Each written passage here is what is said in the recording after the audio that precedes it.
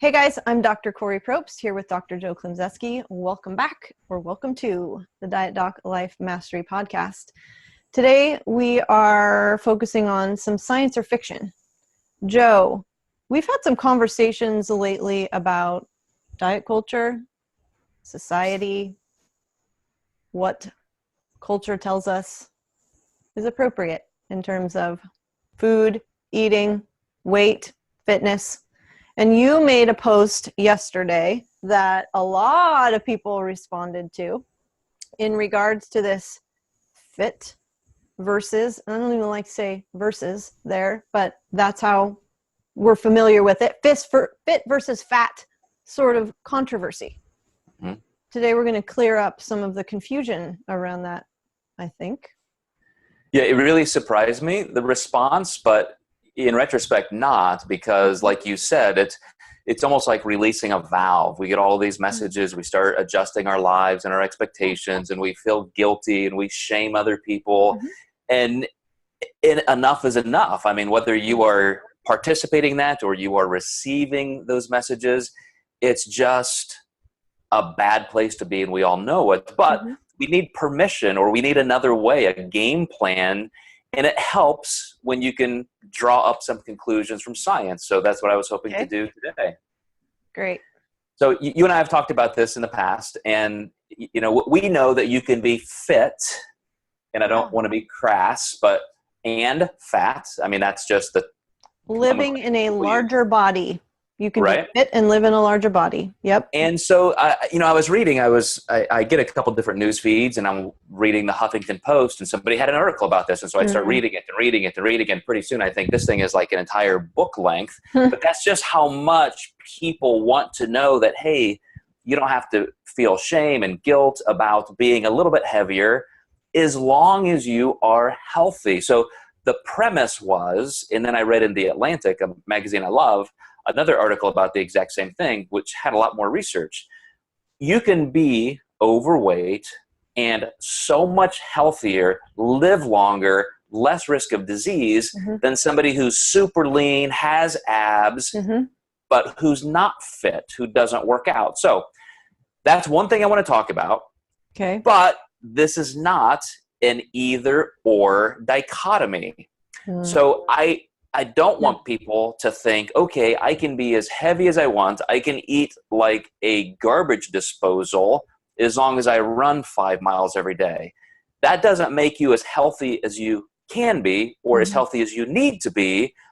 When you compare healthy and fit people who are overweight with lean people who are not healthy or fit, the heavier people are healthier, no doubt about it. But if you compare all heavy people, overweight people, high BMI, to people who are just as fit but leaner, of course, then that's the ultimate win. But I want to go through some of the things that these reporters brought up, and then I want to get back into what you and I talked about 2 podcasts ago, which is, okay, what do we do with this information? How should we live?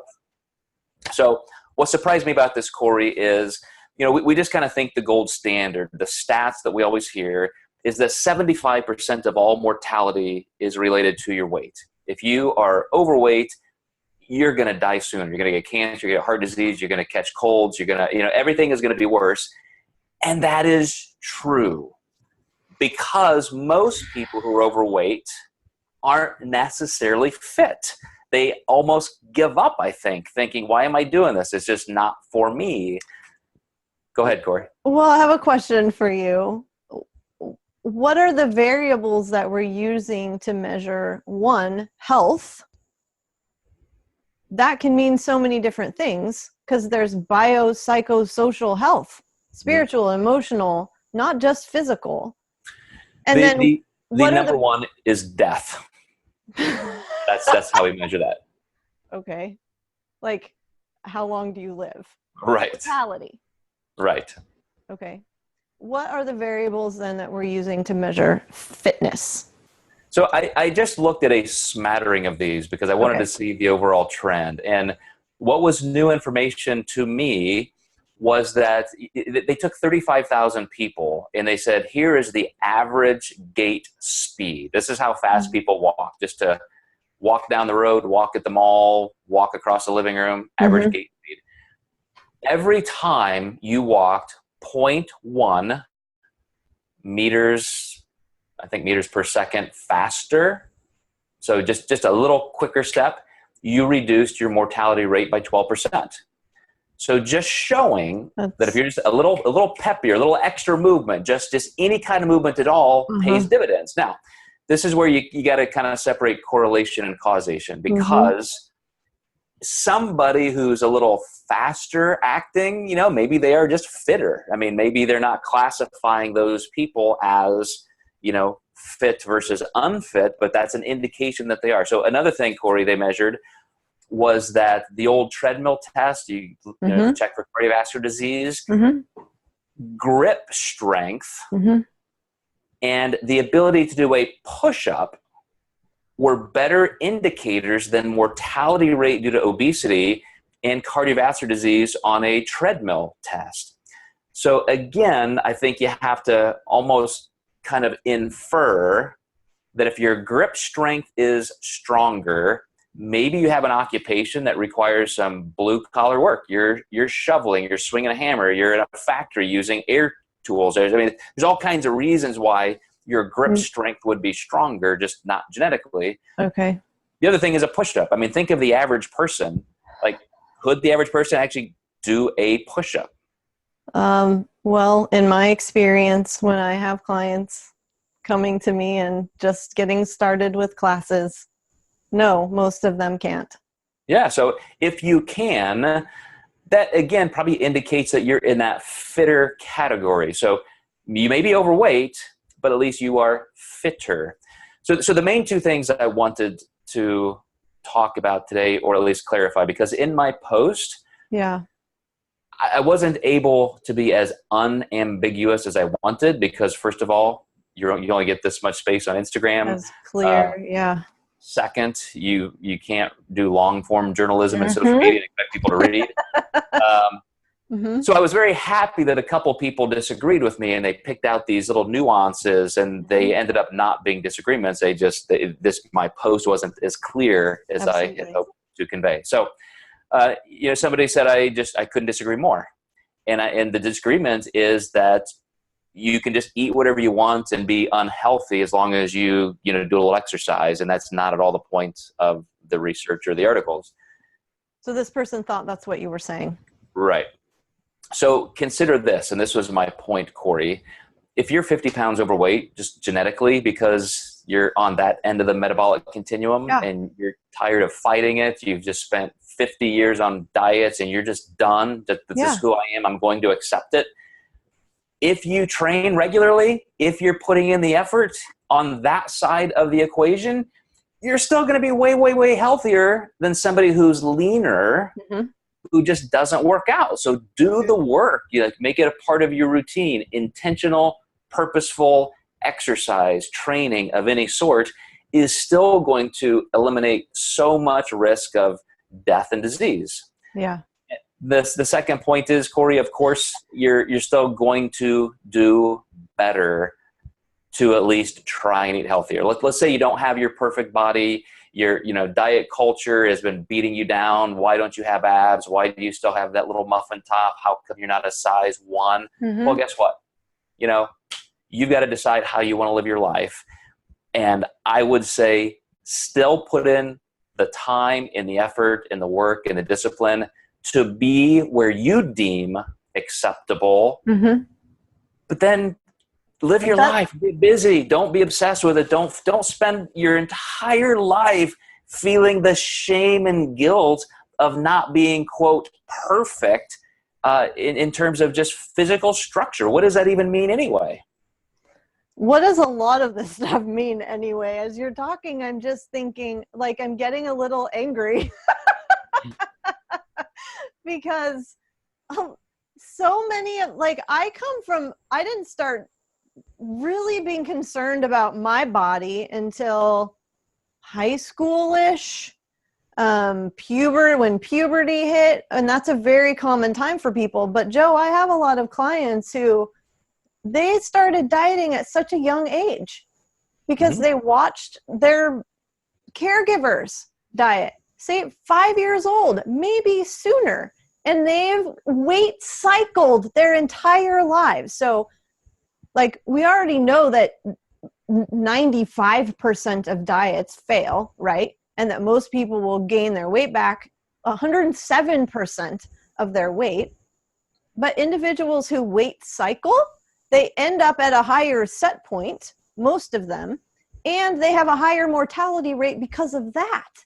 There are so many health disparities too that come along with a lot of times living in a larger body. A lot of people can't acquire healthier food. They don't have the ability to, nor the resources to do like regular like working out. So it does come down to finding other ways that just don't cost any money to be fitter and be healthier.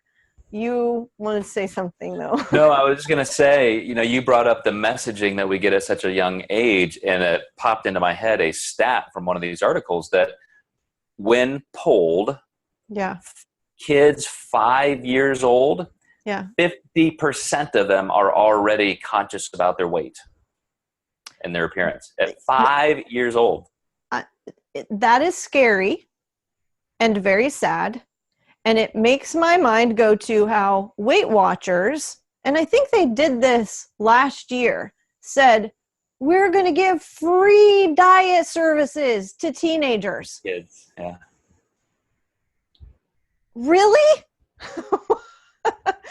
Good intentions. Despite all the research that shows that how harmful and dangerous this can be. Let's set them up for a lifetime of body shame and weight cycling. And so it all comes from that early messaging, because at 5 years old, the drivers of body consciousness naturally are mate selection and sex signaling. Those are not in your head at 5 years old. So these are kids watching diet culture in media. They've got a parent that they're watching constantly body shame themselves or their spouses. Constantly talking about food or what I shouldn't be eating, or that's too high in fat, or yes. So again, this is why I think I got such a response with this post is, again, I mean, people who are in our culture, a lot of the viewers we have are coaches, trainers, people who have been losing weight, they're clients of ours. I mean, we're in this culture. It's where we live. But again, there's just that point where people say, okay, this gives me permission to be, okay, maybe I want to progress.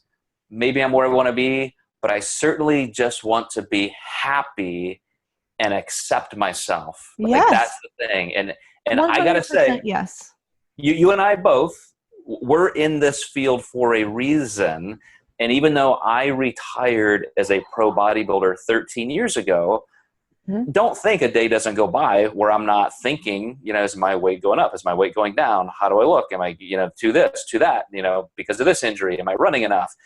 And so I turned 50 in a couple months. And it's been in the back of my mind all year. Like, ooh, it's a big decade. Maybe I want to like be in my best shape ever and have that photo shoot and get those abs. And I just, after a while, I'm like, why do I care? Like, why am I spending so much mental energy instead of saying, hey, at 50, I'm still doing what I was doing when I was 10, right? And I still love it. I'm still, here I am.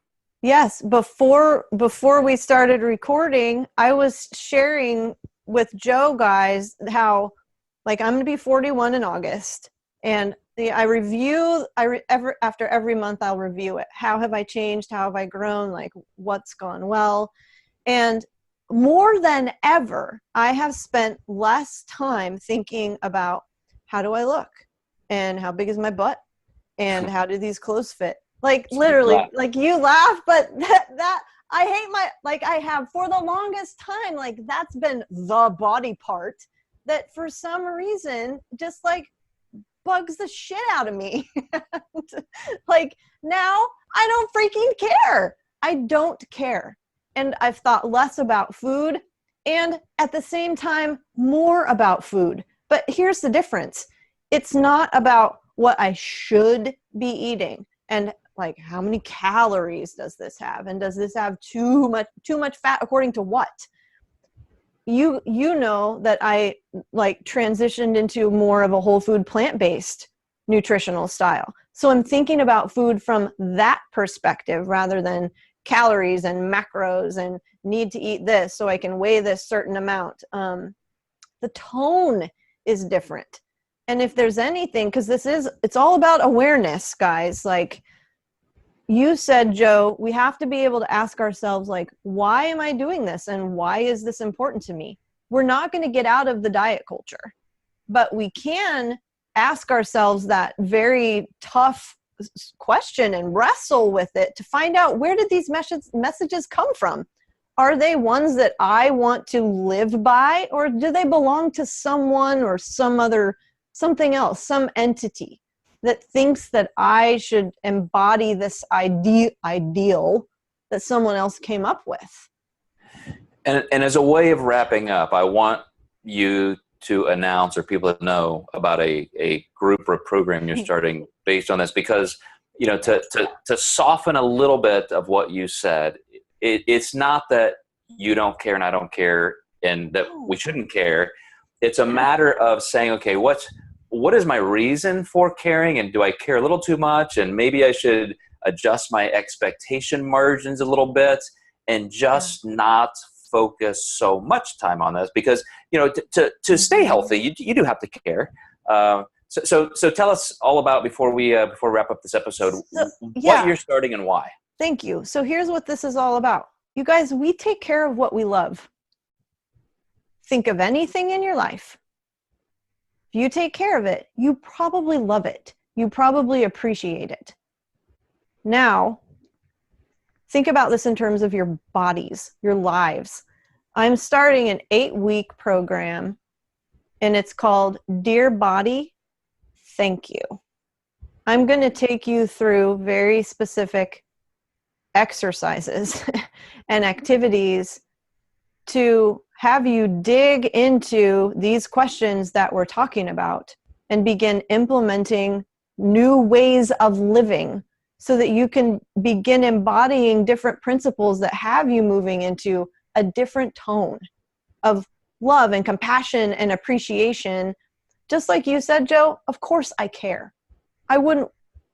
That's different than I have to or I should, because this is what someone else said that I need to do. This is how I should look. So, dear body, thank you. And it's going to be pretty enlightening. I don't know that a lot of people have really asked themselves the question, what do I believe? Why am I doing this? And that's what we're going to dive into. I like it. And we'll have some more notes also, because we have our first Emerge conference coming up in Seattle. So, Kori, I'll go ahead and tell everybody to just stay tuned. You know, make sure you guys watch and listen. And Kori, thank you for being such a great health psychologist. We need your voice in these kind of topics. And guys, again, thanks for watching and listening. And we'll catch you next time in the Diet Doc Life Mastery Podcast. Thank you, Joe. Thanks, guys.